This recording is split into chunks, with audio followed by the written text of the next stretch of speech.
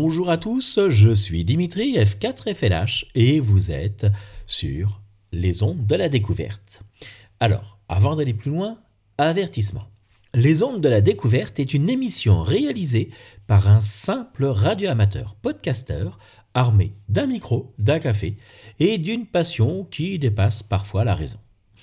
Cette émission n'a pas vocation à couvrir un sujet dans sa totalité, ni à remplacer un manuel d'ingénierie spatiale, ni à satisfaire 100% des puristes, surtout pas Dany qui de toute façon démonte absolument tout. Tu es donc prévenu. Il peut y avoir des imperfections, des raccourcis pédagogiques, voire 2 ou 3 erreurs techniques qui feront grimacer Dany depuis son fauteuil en velours ou depuis la Lune. On ne sait jamais vraiment où il est. Mais l'objectif, le vrai, le seul, c'est de faire découvrir, de donner envie et peut-être d'agrandir un peu notre belle communauté radioamateur. Écouter cette émission peut provoquer des achats compulsifs d'antennes, des réveils à 3 heures du matin pour voir si le satellite passe, ou une dépendance légère aux QSO orbitaux. À consommer sans modération, mais à tes risques et plaisirs. Bienvenue dans les ondes de la découverte, le nouveau rendez-vous du Big QSO où l'on explore la radio dans toutes ses dimensions. Et aujourd'hui, crois-moi, on va lever les yeux un peu plus haut que d'habitude, parce qu'on ne va pas parler de relais, ni de propagation classique, ni même d'antenne, on va parler de satellites. Ces petits CubeSats, gros comme une boîte à chaussures, qui filent à 28 000 km/h au-dessus de nos têtes et qui permettent de faire des QSO de plusieurs milliers de kilomètres avec juste 5 watts et une antenne tenue à la main. Alors attention, si tu imagines un satellite gros comme un machin argenté avec des panneaux solaires qui clignotent, calme-toi. La plupart du temps, ce sont des cubes de 10 cm par 10 cm, montés par des étudiants, des universitaires ou une bonne équipe de passionnés.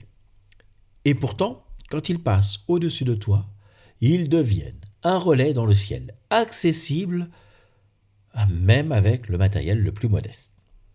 Dans cet épisode, on va comprendre ensemble comment fonctionne un satellite FM, pourquoi on ne peut parler plus qu'un à la fois, comment préparer un passage, comment gérer le Doppler et comment avec 2 mains et beaucoup d'enthousiasme, tu peux faire ton premier contact.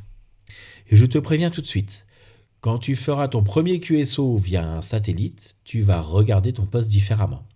Tu vas te dire, attends, je viens de parler à quelqu'un grâce à un relais qui tourne autour de la Terre.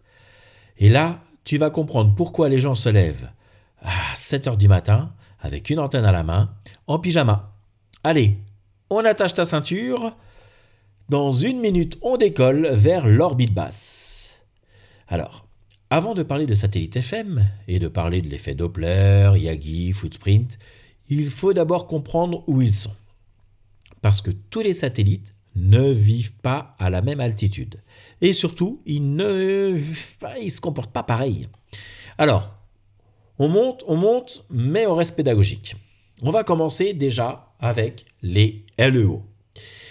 Low Earth Orbit, l'orbite des satellites radioamateurs FM.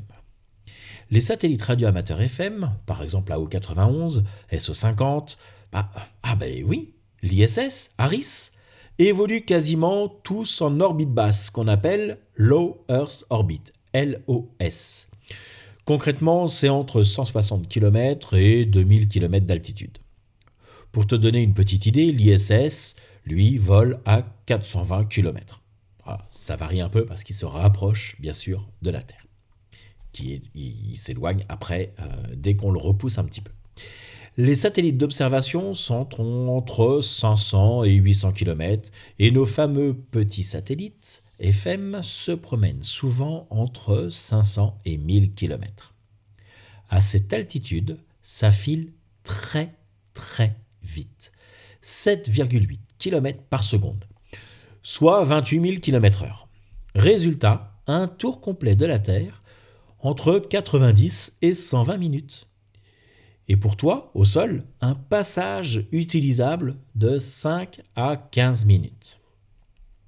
Alors, pourquoi les LEO sont si particuliers? Déjà, parce qu'ils sont proches. Au zénith, un satellite n'est qu'à quelques centaines de kilomètres de distance. Mais au ras de l'horizon, il peut être à plus de 3000 kilomètres. Tu comprends vite pourquoi on préfère des passages bien élevés.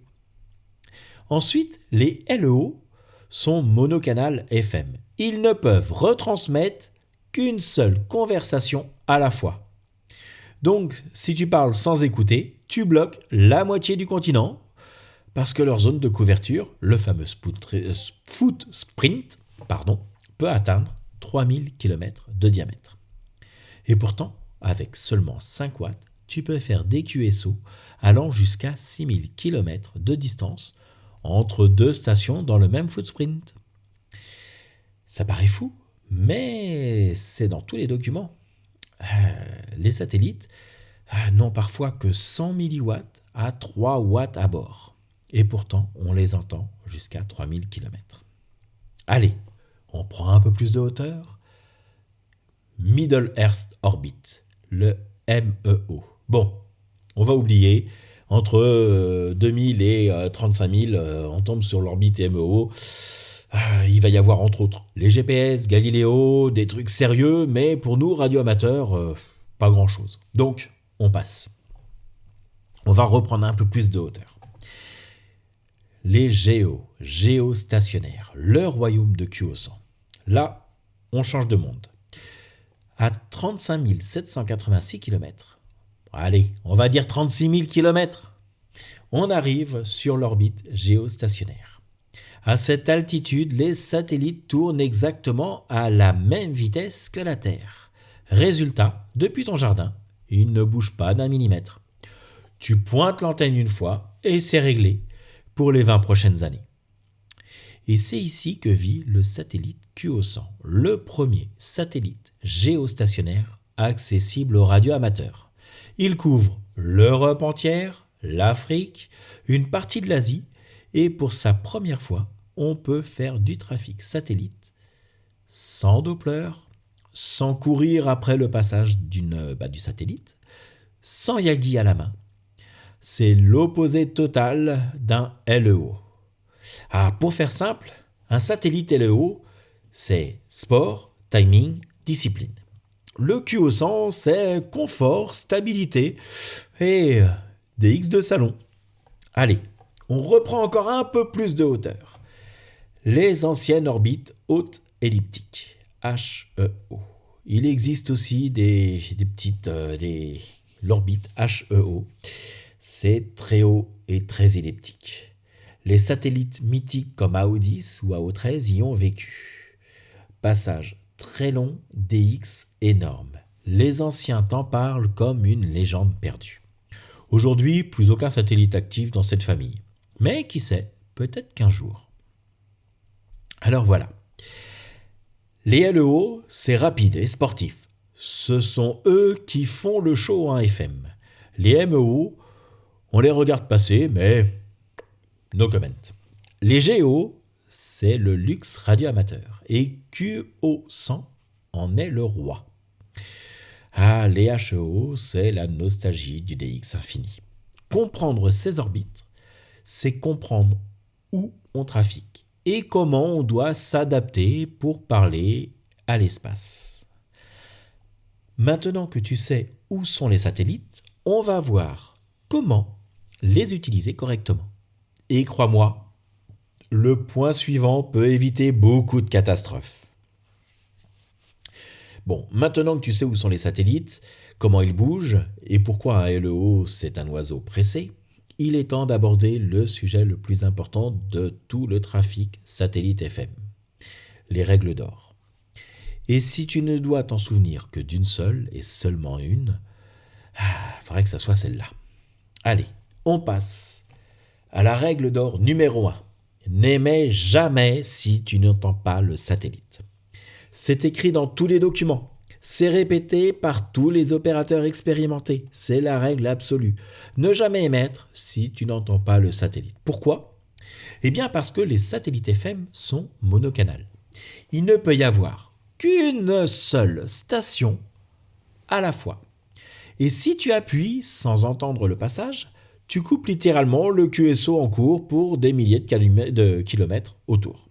Et là, tu deviens le cauchemar de tout le footprint. Règle numéro 2. Si possible, travaille en full duplex. Le full duplex, c'est la capacité d'entendre ta propre modulation pendant que tu transmets. Pourquoi c'est indispensable d'après toi ? Eh bien, tu sais instantanément si le satellite te réémet. Tu évites d'écraser un QSO déjà en cours. Tu corriges ton Doppler en temps réel. Règle numéro 3. Fais court. Très court. Un passage dure entre 5 à 15 minutes. Et tu n'es pas le seul dessus. Donc un QSO satellite, en FM, c'est ultra simple. L'indicatif, le locator, le 73 bien entendu, on n'est pas des robots. Et terminé. Pas besoin d'expliquer ton dernier bricolage, ni la météo, ni que ton chat a marché sur le PTT. Allez, règle numéro 4. Partage le passage. La bonne pratique satellite, c'est un QSO, puis on écoute. On ne monopolise pas. On laisse la possibilité aux stations rares, aux mobiles et aux portables, et aussi aux débutants. Comme d'habitude, sur tous les types de relais, le portable et les mobiles sont rois, mais les stations rares également. Si quelqu'un appelle avec un locator que tu n'as jamais entendu, laisse-le passer, tu as déjà fait ton QSO. C'est ça aussi l'esprit OM. Allez, règle numéro 5. Corrige le Doppler, et on va en parler. En UHF, l'effet Doppler peut monter jusqu'à plus ou moins 10 kHz, ce qui est énorme pour la FM. Si tu n'ajustes pas la fréquence régulièrement, tu vas soit perdre le satellite, soit aller brouiller l'uplink. Avant d'aller plus loin, il va falloir qu'on comprenne plusieurs mots, 3 mots que tu vas entendre toute ta vie quand tu feras du satellite. AOS, Zénith et LOS. La base absolue de la poursuite orbitale. L'acquisition of signal. Le début du message. Le moment où le satellite apparaît pour la première fois au-dessus de ton horizon. À l'AOS, le satellite se rapproche de toi. Donc l'effet Doppler augmente la fréquence reçue. Mais, comme on parle de l'uplink UHF, pour toi, tu ne dois programmer la fréquence d'émission légèrement plus basse que la fréquence nominale, car l'effet Doppler va la pousser vers le haut. Au zénith, le point culminant du passage, le moment où le satellite est le plus haut dans le ciel. Donc la distance la plus courte, quelques centaines de kilomètres seulement. Et le Doppler est quasiment nul. Ici, tu reviens sur la fréquence nominale, celle inscrite dans les tableaux de l'AMSAT. Et le loss of signal, la fin du passage. Le satellite s'éloigne, la fréquence reçue baisse. Donc, tu dois émettre légèrement plus haut que la fréquence nominale pour rattraper l'effet Doppler inverse. Résumé très simple. AOS, fréquence plus basse. Zénith, fréquence nominale. LOS, fréquence plus haute. C'est exactement ce que décrivent les tableaux de l'AMSAT, plus ou moins 10 kHz en UHF. Allez, règle numéro 6. Utilise la puissance minimale. Tous les guides disent la même chose. 5 watts suffisent largement. Mais pourquoi 5 watts ? Parce que les satellites reçoivent tout ce qui arrive sur l'uplink, tout ce que eux y voient, le célèbre footprint. Si tu balances 50 watts, tu n'es pas fort. Tu es en train de saturer le transpondeur et de pourrir la descente pour tout le monde. Donc 2 watts, parfait. 5 watts, impeccable. 50 watts, non, jamais. Allez, règle numéro 7. Phonétique obligatoire. Un passage satellite, ce n'est pas un relais local. Le flux monte à des centaines de kilomètres, redescend sur des centaines de kilomètres, traverse 3000 kilomètres de footprint Et tout ça avec 100 milliwatts à 3 watts du côté du satellite. Donc pour être compris, on utilise la phonétique de l'ITU officielle. Pas de bonjour ici Fred du 49, mais plutôt F4 FLH en Juliette novembre 19. Petit rappel signé du Big QSO.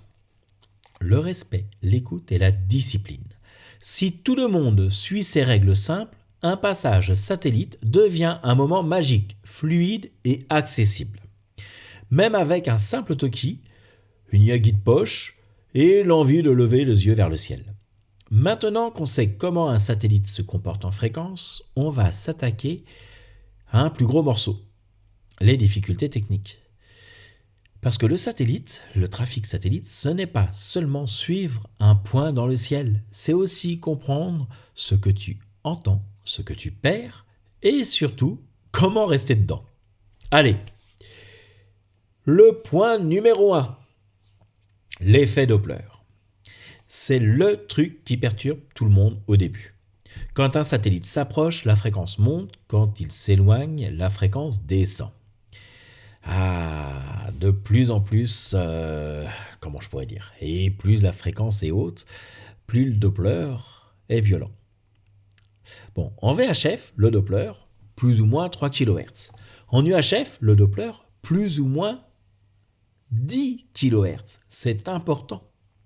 Donc, si tu veux entendre un satellite proprement, tu dois ajuster ta fréquence toutes les 30 à 60 secondes.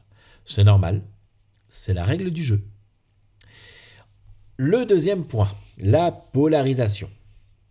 Le QSB dû à la rotation du satellite. Ça, c'est le deuxième défi. Les antennes de satellite sont souvent des dipôles ou des quarts d'onde. Et comme le satellite tourne sur lui directement, non-stop, la polarisation change en permanence. Conséquence, tu peux avoir plusieurs dizaines de décibels de perte si ta polarisation devient perpendiculaire à celle du satellite. Ça veut dire que ton signal peut disparaître totalement, puis revenir 2 secondes plus tard. Ce n'est pas toi, ce n'est pas ton poste, c'est juste le satellite qui danse. Alors, bien sûr, il y a des solutions. Utilise une antenne Yagi tendue à la main, faire pivoter légèrement l'antenne, trouve la position maximale au poignet. Allez, on parle du point numéro 3, le QSB orbital. On parle de QSB en HF, mais en satellite, il est orbital. Le signal monte, descend, remonte, disparaît, parfois même en plein milieu du zénith. Pourquoi ? À cause de la polarisation, de la rotation, du déplacement très rapide et de l'atténuation naturelle liée à la distance. L'élévation, point numéro 4, les signaux faibles. Ça, tout le monde le dit. À 90 degrés, au zénith, les signaux sont plus ou moins forts quand même. Ça envoie du lourd. Au-dessus, sans aucune limite.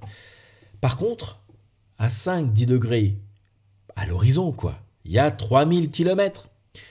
Le signal est quand même plus ou moins affaibli. Donc oui, un passage à 70 ou 80 degrés est 10 fois plus agréable qu'un passage à 10 degrés. Choisis le bon passage et déjà tu gagnes 80% de confort. Allez, on va parler des interférences locales et les bruits. Si ta réception UHF est polluée par du Wi-Fi, de l'électroménager ou par une antenne qui fuit chez le voisin, le satellite va souffrir. Ton oreille aussi d'ailleurs. S'éloigner des habitations, utiliser un préampli faible bruit, utiliser un filtre passe-bande UHF si besoin, bref, faire bien attention. La rotation plus le déplacement, c'est le point numéro 6. Poursuite obligatoire. Un satellite LEO, ce n'est pas un cul au sang. Il bouge tout le temps. Donc ton antenne doit bouger aussi. Les solutions, c'est le rotor, le site azimut. Ou bien ton bras. Et pour les outils de prédiction, Gpredict, Orbitron, MacDoppler, parfait sur l'ordinateur. Connaître l'AOS, le zénith et bien sûr le LOS. Voilà, le Doppler, la polarisation, la rotation, l'élévation, ce sont ces 4 cavaliers de l'apocalypse satellite. Et si tu les comprends, et si tu les anticipes, et si tu joues un petit peu avec eux, tu peux réussir des QSO orbitales avec un simple talkie-walkie et une antenne bricolée. Et ça, crois-moi, c'est un moment dont tu te souviendras toute ta vie. Bon, maintenant qu'on connaît les orbites, les règles d'or et les pièges techniques, on va passer au concret. Comment réussir ton vrai QSO via satellite FM? Et je te préviens, si tu suis cette méthode à la lettre, tu feras ton premier QSO en moins d'une semaine.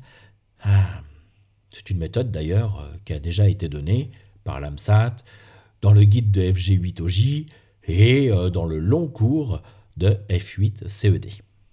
Allez, sans préparation, pas de satellite. Tu dois savoir quand, où et à quelle heure il va passer. Allez, les outils de prédiction, Gpredict, Orbitron, MacDoppler, je t'en ai parlé très brièvement un petit peu au-dessus. Mais sur smartphone, il existe également SatSat, AMSAT Droid Free, et bien sûr en ligne, l'excellent site à avoir de sat.fg8oj.com et bien entendu l'AMSAT amsat.org/track TRACK.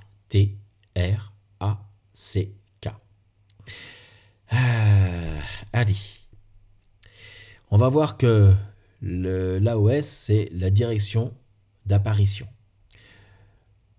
Le max, c'est le point le plus haut. Le LOS, c'est la disparition. Et l'angle d'élévation, eh bien, c'est là où il va y avoir ton meilleur signal. Choisis les passages avec moins de 30 degrés d'élévation au début. Moins que ça, tu vas galérer. On va préparer un petit peu son talkie-walkie. On va enregistrer les fréquences en avance. On va programmer les mémoires. Tu rentres les 4-5 fréquences de Plink correspondant au Doppler. Allez, on va prendre un exemple. Imagine que ton satellite est donné sur 435 350. Eh bien, à l'AOS, tu mettras donc ta première mémoire là où ton satellite arrive, tout simplement. On va dire 435 340. L'AOS plus 2 minutes, 335 345. Au sommet, 435, 350. Quand il va descendre à moins de 2 minutes, 435, 355. Et quand il arrive et qu'il disparaît sur l'horizon, 435, 360. Tu vois le principe? Plus il approche, plus tu montes légèrement en fréquence. C'est exactement ce que donnait l'AMSAT et ce qu'on parlait tout à l'heure, plus ou moins 10 kHz en UHF. Bon, avant tout, le vrai début du trafic satellite, c'est en mode SWL. Eh bien oui, écoutez. Alors là, on va mettre les choses très claires. Il va falloir que tu apprennes à gérer ce satellite, à comprendre comment il va progresser, évoluer pendant son passage. Ça s'écoute et crois-moi, c'est la meilleure école. Bon, on va écouter 3, 4, 5 passages sans jamais émettre. Avant d'appuyer une seule fois sur ton PTT, tu vas écouter plusieurs passages complets. Pourquoi ? Eh bien parce que tu dois apprendre le rythme de passage, comprendre comment le satellite arrive et disparaît, entendre le footprint se remplir, connaître les stations, c'est bien de savoir un petit peu qui est autour de nous, sentir l'évolution du signal. En clair, tu dois apprivoiser le satellite. Apprendre à corriger le Doppler, déjà en réception. Bon, tu vas t'entraîner à corriger le Doppler, bien entendu, sans émettre. Tu prends la descente du satellite, le downlink, souvent en VHF, ça va jouer très légèrement, en UHF beaucoup plus, et tu vas ajuster la fréquence toutes les 30 ou 60 secondes. Bon, tu vas entendre ce qui se passe, la voix devient plus aiguë, tu descends de 5 kHz, la voix devient plus grave, tu montes de 5 kHz. Et petit à petit, tu vas sentir le satellite. Tu vas anticiper son mouvement et là, tu commences à devenir un vrai OM satellite. Le deuxième exercice, c'est la poursuite. Alors, tu vas prendre ton antenne, par exemple l'Aro 2, et tu vas suivre le satellite dans le ciel. Tu vas apprendre à viser l'horizon à l'AOS, à lever ton antenne progressivement et à suivre la courbe du passage. Et surtout, à faire pivoter ton antenne pour trouver la bonne polarisation. Et je te rappelle que pour le satellite, il tourne. Et avec une mauvaise polarisation, tu vas avoir quelques dizaines de dB de perte. Et oui, 20 dB de perte, le signal peut disparaître complètement. Pendant tout le passage, tu bouges ton antenne en suivant le satellite dans le ciel. Tu corriges ton uplink toutes les 45 secondes. Et si le signal crache, si ça grésille, tu vas corriger le Doppler. Ajuste l'antenne, vérifie la position. Tu vas voir que parfois, un quart de tour du poignet ramène un signal superbe. C'est ça le trafic satellite. De la finesse. Bon. Étape 4. Comprendre le passage AOS, Zénith, LOS. On en a déjà parlé. Le mode SWL, ça va être excellent pour toi. Tu vas pouvoir comprendre que l'AOS, le signal apparaît doucement. Le Zénith, c'est clair, fort, stable. Le LOS, ça redevient faible et ça s'effondre. C'est là que tu intègres naturellement les corrections Doppler et les variations de distance. On en a déjà parlé. Tu vas aussi apprendre qu'un passage bas sur l'horizon est difficile, un passage haut est superbe, et que tous les satellites n'ont pas la même puissance. Tout ça, tu ne peux l'apprendre qu'en écoutant. Il va falloir ensuite que tu reconnaisses les bonnes pratiques en direct. Ça, c'est la 5e étape. Pendant tes phases d'écoute, tu vas entendre les bons opérateurs, ceux qui respectent les règles. Indicatif plus locator, généralement ils sont en full duplex, pas de CQ, QSO court, un passage puis écoute. Et tu vas malheureusement aussi entendre les autres, ceux qui n'ont pas écouté ce podcast. Apprendre des bons, ignore les mauvais, ça va très vite se cliner dans ta tête. Bon, le premier appel, simple et efficace. Quand tu entends ta propre descente, tu sais que ta puissance est bien reçue, que tu fais un appel très court. Bon, format standard de l'AMSAT, Foxtrot 4, Foxtrot Lima Hotel, Juliette November 19. Pas de CQ, pas de bonjour à tous et pas d'histoire de coax.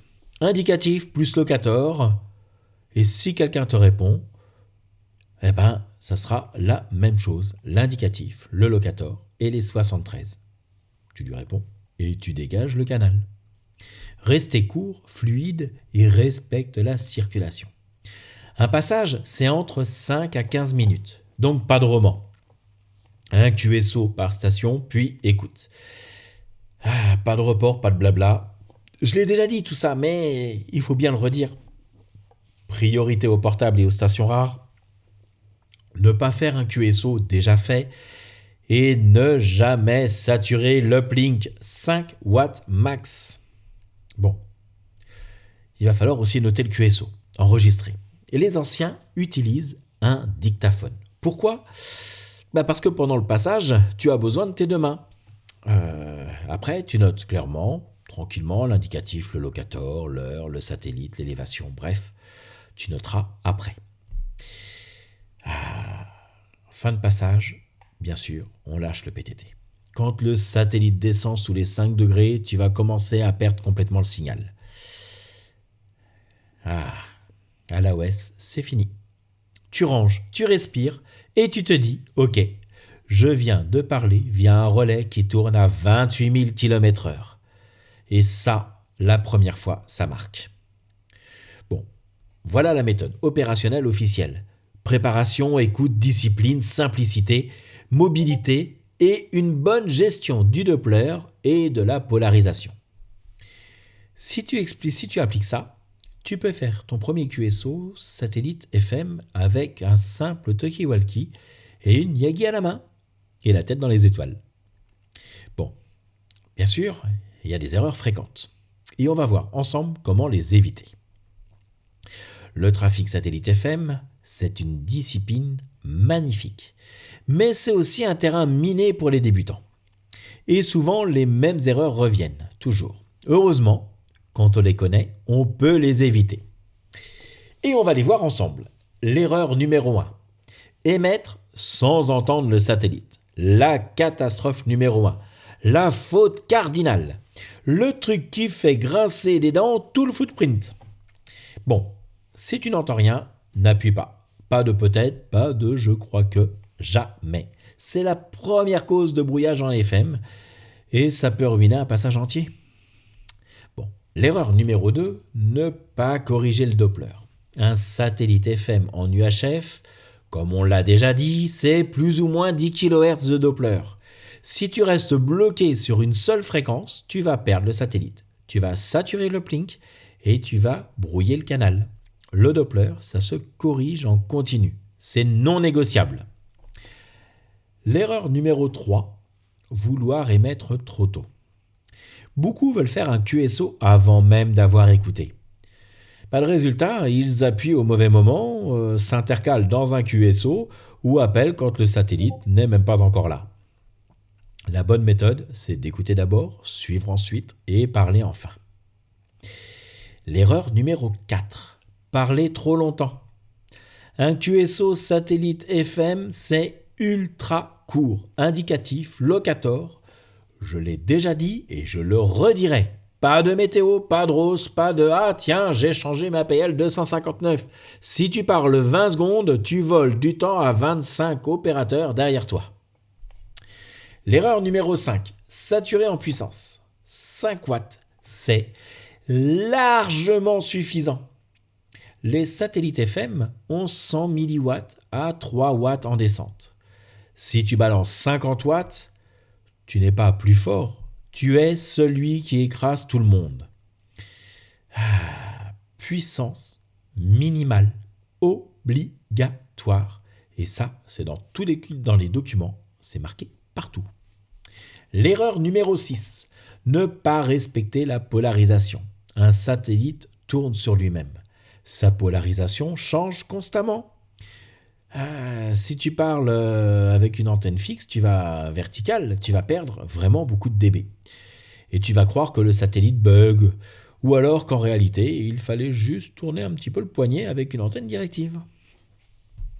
Alors, l'erreur numéro 7, appeler CQ Satellite.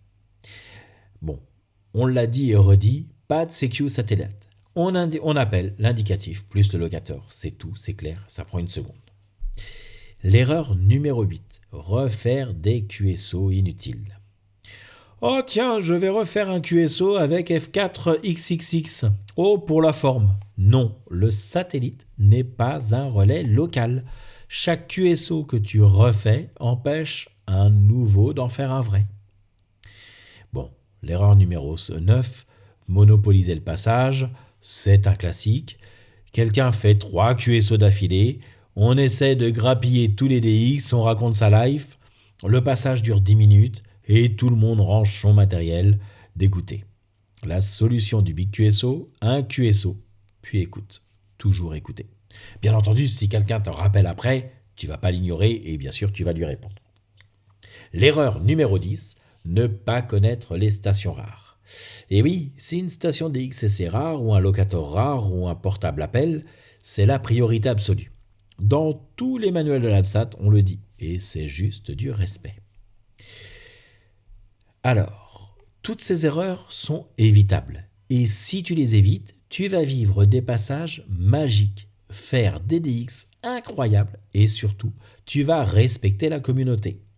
Parce que le trafic satellite, c'est beau seulement quand tout le monde joue le jeu. Parlons matériel. Du minimum au setup idéal, bien entendu, on va voir tout ça ensemble. Bon, pour être honnête, tu n'as pas besoin d'une station à 10 000 €. Un Toki, une antenne à la main suffisent pour faire un QSO orbital. Maintenant, si tu veux monter en confort, il existe 3 niveaux de matériel. Le matériel minimum, le kit découverte. Le setup qui permet de faire tes premiers QSO, même en portable. C'est le niveau, je commence, je teste, j'ai envie de m'amuser ce soir avec un satellite qui passe. C'est simple, c'est efficace et c'est exactement ce que beaucoup de monde recommande. Un talkie-walkie biband VHF UHF, par exemple un Baofeng, oui, même ça marche.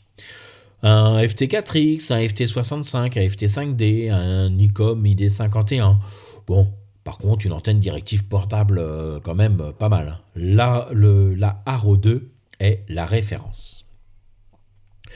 Une petite application de prédiction, SatSat, comme je vous l'ai dit tout à l'heure, Gprédict, Orbitron, et un casque audio pour entendre les faibles signaux. Avec ça, tu peux faire ton premier QSO. Bon, tu vas galérer sur la position, tu vas transpirer sur le Doppler, mais ça marche et c'est magique. Le matériel classique. Le setup sérieux mais raisonnable. Allez, côté matériel, côté TX, 2 radios séparées. Une pour l'uplink, une pour la downlink. Ça va te permettre le full duplex et c'est recommandé dans tous les documents. Une directive plus robuste, 3-7 éléments en VHF, 7 à 11 éléments en UHF par exemple. Bon, ou une Haro 2 montée sur le mât fera aussi l'affaire. Un petit rotor, éventuellement, ou un trépied photo, ou simplement ton poignet, mais bien stable. Un préampli faible bruit en UHF, c'est essentiel car les signaux satellites UHF sont faibles. Je vous rappelle que ça peut être moins de 3 watts côté satellite. Bon, les logiciels, on en a parlé, vous les avez maintenant certainement téléchargés sur votre smartphone, c'est parfait, on va le faire. Là, tu deviens opérationnel. Tu suis le satellite, tu corriges le Doppler sans réfléchir et tu fais des QSO propres, réguliers, efficaces. Le dernier point, la station satellite complète. Un transceiver full duplex dédié. Allez, un IC 9700, c'est la référence moderne. En portable, tu as également le Kenwood, le TH-D72 ou le D74. Ce sont des portatifs full duplex. Une radio analogique, par exemple, plus un SDR en retour en réception. Bon, les antennes, 2 antennes directives croisées, polarisation circulaire ou commutable. Allez, 6 à 10 éléments en VHF, 10 à 16 éléments en UHF, 2 têtes de préampli Alena, avec bien sûr 0,5 dB de bruit, installé au plus près de l'antenne. Un vrai rotor, par exemple le Yaesu G55000, enfin 5500, oui. Le satellite, un satellite, le rotor, plus l'interface PC pour le piloter. Et bien sûr, le pilotage Gprédict ou MacDoppler.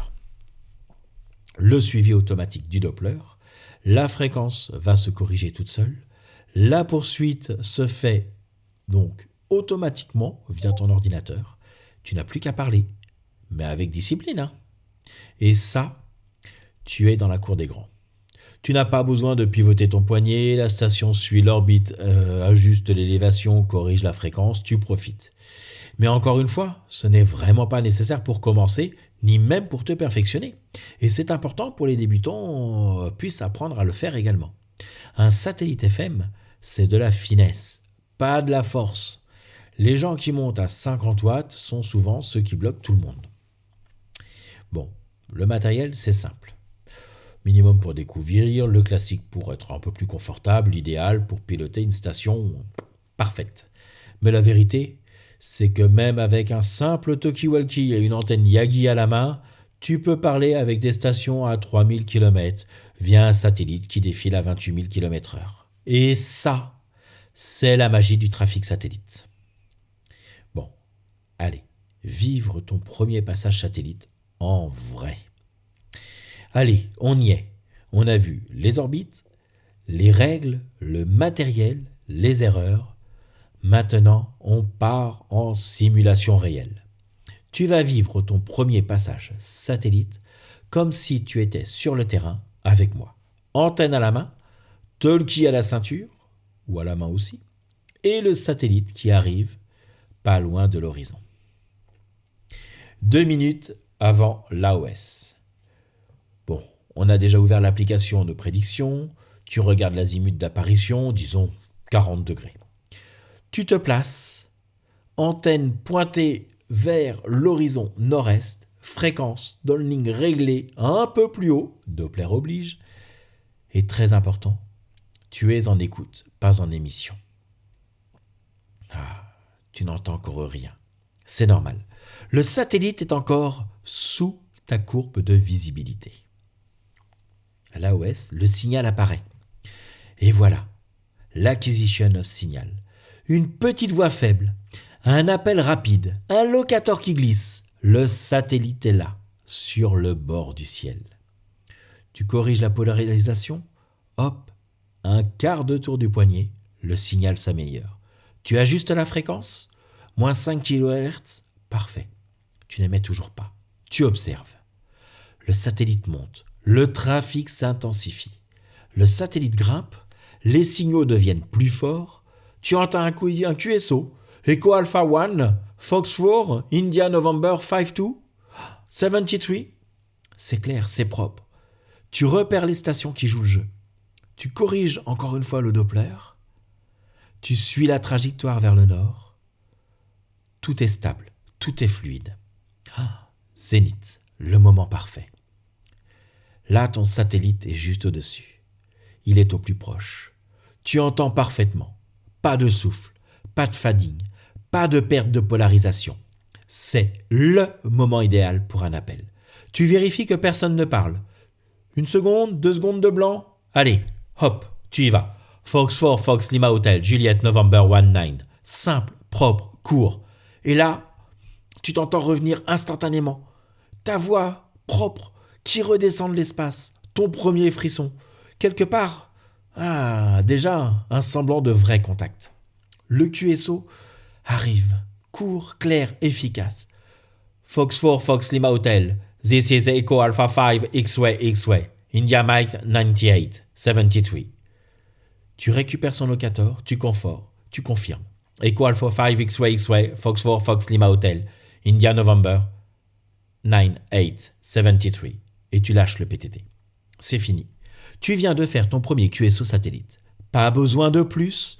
Le canal redevient libre immédiatement. Le satellite descend.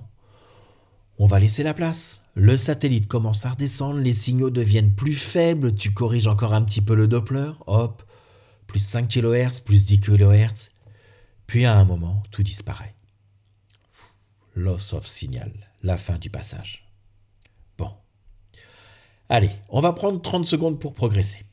Tu relâches l'antenne, tu respires et tu notes le satellite utilisé, l'heure, l'élévation max, le locator, ce que tu as bien fait et ce que tu dois améliorer. C'est exactement la méthode recommandée par l'AMSAT. Écouter, préparer, suivre, émettre et débriefer. Et en suivant ce cycle, tu progresseras de passage en passage. Et voilà, tu viens de faire un passage satellite complet, depuis l'AOS jusqu'au LOS, en passant par le Zénith et un QSO propre, avec un simple talkie-walkie, une antenne à la main, et ton premier contact venu de l'espace. Et ça, c'est la magie du satellite FM. Alors voilà, tu es arrivé jusqu'ici, c'est ce que tu as vécu, tu as survécu à la physique orbitale, la discipline FM, la polarisation en freestyle, le Doppler qui monte et qui descend, et au fait de lever ton bras pendant 10 minutes en visant un satellite invisible. Bref, tu devrais être prêt. Prêt à entendre ta propre voix revenir de l'espace. Prêt à donner ton locator avec fierté. Prêt à devenir un Jedi du QSO orbital. Et surtout, quand tu feras ton premier QSO via un petit cube à 28 000 km/h, n'oublie jamais. Danny te jugera même depuis l'orbite. Mais bon, on l'aime quand même. Allez, on va passer à un petit exercice pratique en vrai pour vous. Si tu veux progresser, je te laisse donc un petit exercice à faire dès maintenant que tu vas écouter ce podcast. Tu vas pouvoir écouter l'ISS et peut-être même le programme ARIS, qui sait. L'objectif, c'est d'arriver à entendre l'ISS, identifier les fréquences, reconnaître les phases d'un passage, observer le Doppler en réception, prépare ton cerveau pour un futur QSO orbital. Bon, l'ISS, c'est le satellite le plus facile à entendre, juste avec un talkie-walkie et ta petite antenne. Même boudin, tu devrais pouvoir l'enregistrer, ou tout du moins l'écouter. Bon, il va falloir déjà trouver un passage où l'ISS sera visible. Utilise aris.org. Bon, SatSat, Gprédict, Orbitron, tu les as notés déjà depuis un moment, je ne te les redonne pas. Bon, recherche un passage avec un bon degré d'élévation. 40 degrés d'élévation, c'est le top. Bon, je vais te donner quand même quelques fréquences. Je vais te donner les fréquences de réception officielle en descente, donc pour la réception. Le programme ARIS, où les astronautes vont pouvoir répondre aux étudiants, aux écoles, elle se trouve sur 145-800. La fréquence APRS, c'est 145-825. Et la fréquence descendante du répéteur, 437-800. Attention à l'effet Doppler. Ce que tu vas et ce que tu dois observer pendant l'écoute.